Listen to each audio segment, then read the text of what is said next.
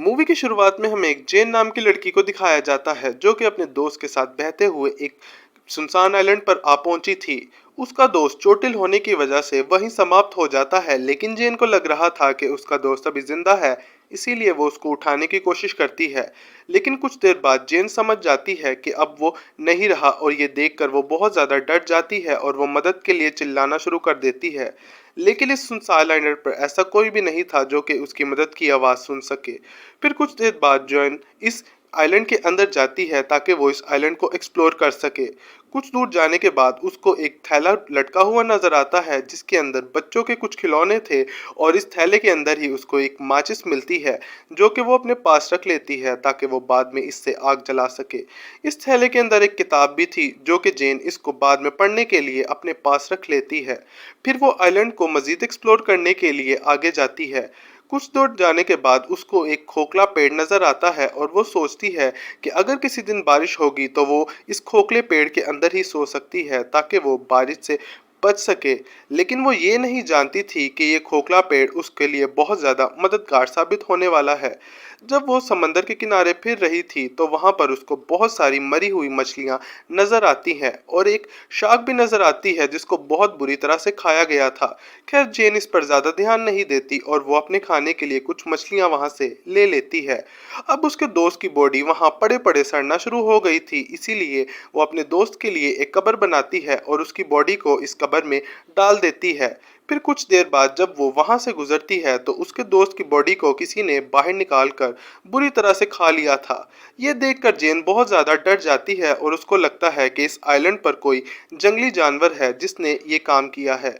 फिर वो अपनी सेफ्टी के लिए कुछ नुकीली लकड़ियां बना लेती है ताकि अगर कोई जानवर उस पर हमला करे तो वो भी पलटवार कर सके।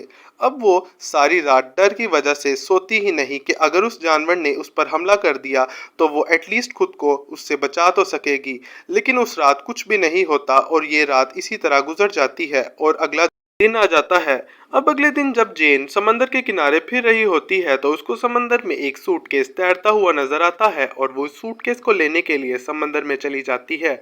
समंदर की तल पर उसको एक परछाई नजर आती है और जब वो इस परछाई को देखने के लिए अपना मुंह अंदर करती है तो उसको एक बहुत बड़ा वहां पर होल नजर आता है। ये होल देखकर जेन परेशान तो होती है लेकिन वो इस पर ज्यादा गौर नहीं करती और वो सूटकेस लेकर बाहर आ जाती है। इस सूटकेस के अंदर उसको कुछ औरतों के कपड़े मिलते हैं और कुछ जूते मिलते हैं। जेन इन कपड़ों और जूतों को पहन लेती है और इस सूटकेस के अंदर उसको कुछ फोटोग्राफ्स भी मिलती है जो कि शायद इसी फैमिली की थी जिसका ये सूटकेस है। अब जेन इन फोटो को देख ही रही थी तभी वहां पर एक प्लेन आ जाता है और जेन सिग्नल देने के लिए अपनी फ्लेयर गन चलाती है। लेकिन वो प्लेन जेन की फ्लेयर गन को देख नहीं पाता और वो आगे चला जाता है। ये देखकर जेन बहुत ज्यादा निराश हो जाती है और जब फ्लेयर गन की गोली नीचे आती है तो उसकी रोशनी में उसको एक मॉन्स्टर नजर आता है जो कि समंदर के पानी में ही था और वो जेन की तरफ ही देख रहा था। जब नेक्स्ट मॉर्निंग जेन उन फोटोग्राफ्स को ध्यान से देखती है तो इन फोटोग्राफ्स के अंदर उसको दो चमकती हुई आंखें नजर आती हैं और उसको समझने में ज्यादा देर नहीं लगती कि इस आइलैंड पर कोई मॉन्स्टर है जो कि इंसानों को खाता है। उसके दोस्त की बॉडी को भी उसी मॉन्स्टर ने निकाल कर खाया था। ये देखकर जेन बहुत ज़्यादा डर जाती है और वो ठान लेती है कि वो इस आइलैंड से अब निकलेगी। वो सूटकेस के अंदर अपनी लाइफ जैकेट को लगाती है ताकि वो इसके सहारे तैर कर इस आइलैंड से बाहर निकल सके। लेकिन जब पानी में लेकर वो इस सूटकेस को जाती है तो वो सूटकेस उलट जाता है और जेन का ये प्लान फेल हो जाता है। फिर जेन को उसी खोखले पेड़ के बारे में याद आता है और वो अपनी जान बचाने के लिए इसी खोखले पेड़ में रात को जाकर सो जाती है। वो खोखला पेड़ वाकई ही उसकी जान बचाता है क्योंकि रात को जेन पर उसी मॉन्स्टर ने हमला कर दिया था, लेकिन खोखले पेड़ में होने की वजह से जेन उस मॉन्स्टर से बच जाती है और वो इस दफा तो उस मॉन्स्टर से बच गई थी। अब जेन को उस मॉन्स्टर से बचने के लिए एक आइडिया आता है और वो कुछ बड़ी बड़ी मछलियां पकड़ कर लेकर आती है और वो रात को सोने से पहले इन मछलियों को एक पेड़ से लटका देती है कि जब रात को मॉन्स्टर उससे पकड़ने के लिए आए तो वो उस तक ना पहुंचे और वो इन मछलियों को खा के ही वहां से चला जाए। जेन का ये प्लान काम करता है और वो मॉन्स्टर वाकई ही उन मछलियों को खाकर वहां से चला जाता है। अब जेन को उस मॉन्स्टर की हाइट के बारे में कुछ अंदाजा हो चुका था, इसीलिए वो पेड़ पर काफी ऊंचाई पर अपने लिए एक झूला लगा लेती है ताकि वो उस मॉन्स्टर के पकड़ में ना आए और वो आराम से रात को सो पाए। जेन अपने इस टेंट से बहुत ही ज्यादा खुश थी और वो सोच रही थी कि आज रात वो आराम से सो लेगी। लेकिन जब रात होती है तो वो मॉन्स्टर उस पर हमला कर देता है और वो पेड़ पर चढ़ने की कोशिश कर रहा था। वो कोशिश कर रहा था कि किसी तरह से जेन को नीचे गिरा दे और वो झूले की रस्सी को काट देता है, जिसकी वजह से जेन वाकई नीचे गिर जाती है। अब पहली बार जेन और वो मॉन्स्टर आमने सामने थे और मॉन्स्टर बहुत ही खतरनाक था। वो जेन को उठा उठा कर फेंक रहा था, लेकिन जेन भी अपनी हार नहीं मानती और वो इस मॉन्स्टर से बचने की पूरी कोशिश करती है। अब वो किसी तरह से इस मॉन्स्टर से बच ही जाती है और सुबह हो जाती है, जिसकी वजह से वो मॉन्स्टर भाग जाता है। लेकिन उस मॉन्स्टर ने जेन को बुरी तरह से घायल कर दिया था और जेन को बहुत ही दर्द हो रहा था। वो अपने इन जख्मों को साफ करने के लिए जब पानी में जाती है तो वो देखती है कि कुछ लोग तैरते तैरते इस आइलैंड तक पहुंच गए हैं और वो उनको देखकर बहुत ही ज़्यादा खुश हो जाती हैं। इन दोनों को वो खाने के लिए कुछ मछलियां देती है और वो बताती है कि इस आइलैंड पर एक मॉन्स्टर है जो कि आदमखोर है, वो इंसानों को खाता है। लेकिन ये दोनों उसकी बात पर ज़्यादा गौर नहीं करते। लड़की का नाम मिया था और लड़के का नाम जॉन था। मिया और जॉन उसकी बात को ज़्यादा सीरियस नहीं लेते और वो कहते हैं कि जेन, तुम बिल्कुल ठीक कह रही हो सकती हो, लेकिन हमें नहीं लगता कि इस आइलैंड पर कोई मॉन्स्टर है, क्योंकि हम 5 दिन से पानी में हैं और अभी तक हमारे पर किसी मॉन्स्टर ने हमला नहीं किया। वो उसकी बात को बहुत ही नॉन सीरियस ले रहे थे, जिससे जेन बहुत ज़्यादा निराश हो जाती है और वो डिसाइड करती है कि वो इनकी राफ्ट को लेकर इस आइलैंड से निकलने की पूरी कोशिश करेगी। लेकिन मिया देख लेती है कि जेन उनकी राफ्ट को चुराने की कोशिश कर रही है और वो ये बात जॉन को बता देती है।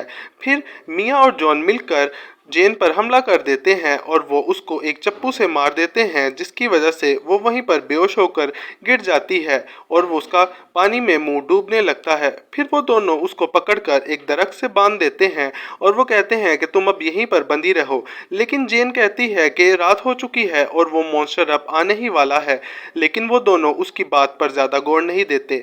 फिर मिया जब वॉक करने के लिए इस आइलैंड पर घूम रही होती है तो वो मॉन्स्टर इस मिया पर हमला कर देता है और वो उसको बहुत बुरी तरह से समाप्त कर देता है। ये देखकर जॉन भी उस मॉन्स्टर पर हमला करता है, लेकिन जॉन उस मॉन्स्टर के आगे कुछ भी नहीं था और वो अपनी दोस्त को इस मॉन्स्टर से नहीं बचा पाता। वो डर की वजह से एक पेड़ पर चढ़ जाता है और सारी रात उसी पेड़ पर चढ़ा रहता है।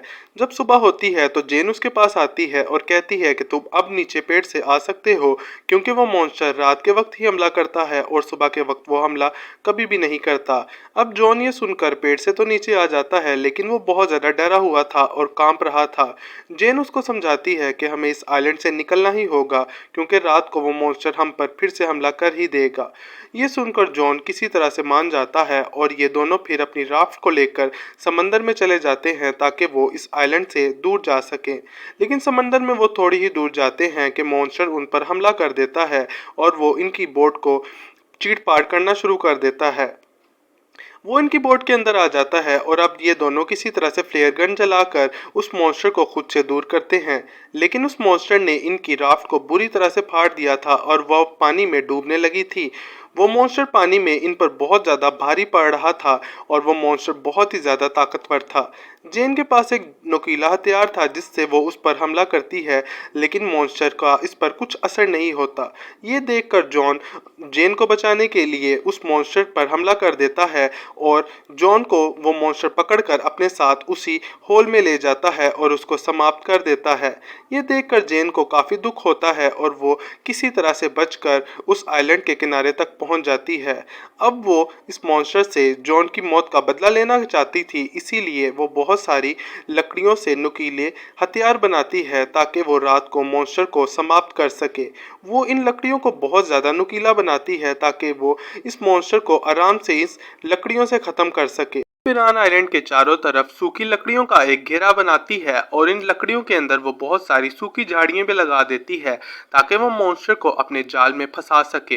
अब जैसे ही रात होती है तो वो मॉन्स्टर फिर से जेन पर हमला कर देता है, लेकिन जेन भी इस दफ़ा पूरी तरह तैयार थी। जैसे ही वो मॉन्स्टर इसके फंदे के अंदर आता है तो जेन उन लकड़ियों में आग लगा देती है और पूरे का पूरा आइलैंड जलने लगता है। अब मॉन्स्टर इस आग से बहुत ज्यादा डर रहा था और वो काफी कमजोर भी हो चुका था। इसीलिए जेन उस मॉन्स्टर पर उन लकड़ियों से हमला करना शुरू कर देती है।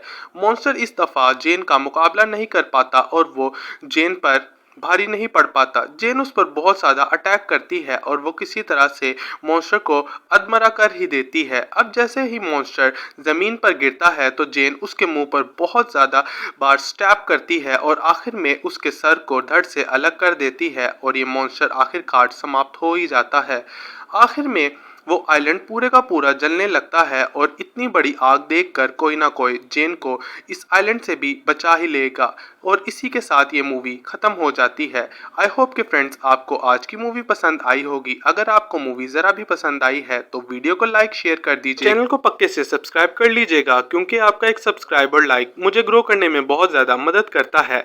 आई नो कि वीडियो इस दफ़ा थोड़ी लेट आ रही है क्योंकि मेरे एग्ज़ाम चल रहे थे जिसकी वजह से मैं वीडियो नहीं बना पाया, लेकिन अब से मैं रेगुलर वीडियो बनाया करूँगा। इसीलिए आप सबसे रिक्वेस्ट है कि आप चैनल को सब्सक्राइब करके बेल आइकन को ऑन कर लीजिए ताकि इसी तरह का अच्छा कंटेंट मैं आप लोगों के लिए लाता रहूं।